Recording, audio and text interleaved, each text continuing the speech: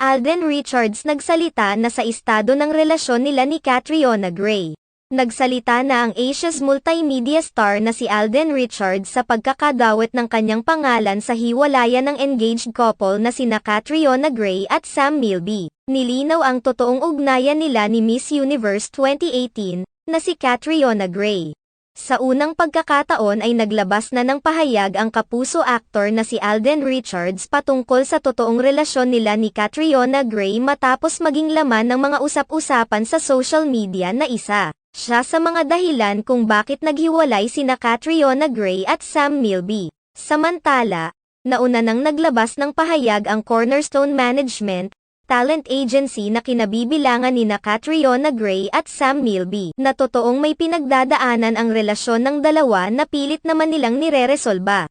Sa kabilang banda, naglabasan na rin ang mga haka-haka kung saan sinasabing nagkakamabutihan na umano sina Catriona Gray at Alden Richards matapos magsama sa iisang endorsement. May mga naghinala pa na baka si Alden Richards talaga ang totoong dahilan ng pagkakalabuan ng dalawa. Ayon pa sa spekulasyon ng ilang mga netizens na palihim umanong nililigawan ngayon ni Alden Richards si Catriona Gray kahit alam naman umano ni Alden na engaged na ito sa aktor na si Sam Milby. Samantala, nagbigay naman umano ng sagot si Alden Richards sa mga ibinabatong issue sa kanya ng mga netizens. Ayon umano kay Alden Richards, masaya siyang nalilink siya kay Catriona Gray dahil napakaganda nito subalit, wala umanong katotohanan ang isyong ito. Wala umanong katotohanan ang isyong mayroon sila itinatagong relasyon ni Catriona Gray at nagkasama lamang umano sila dahil sa trabaho. Bukod kay Alden Richards, may mga naghinala rin na may kinalaman sa totoong kasarian ni Sam Milby ang kinakaharap na pagsubok ngayon ng engaged couple.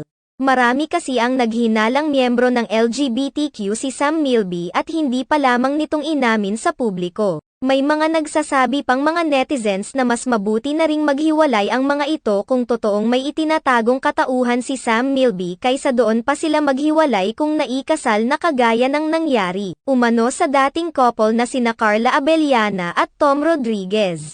May mga binalikan pa ang naging issue noon ni Sam Milby kung saan namataan itong kadate ng isa pang lalaking aktor na matagal nang pinaghihinalaang bading. Sa ngayon ay hindi pa naman naglalabas ng kung anumang komento sina Sam Milby at Catriona Gray sa mga isyong kumakalat ngayon patungkol sa kanilang relasyon.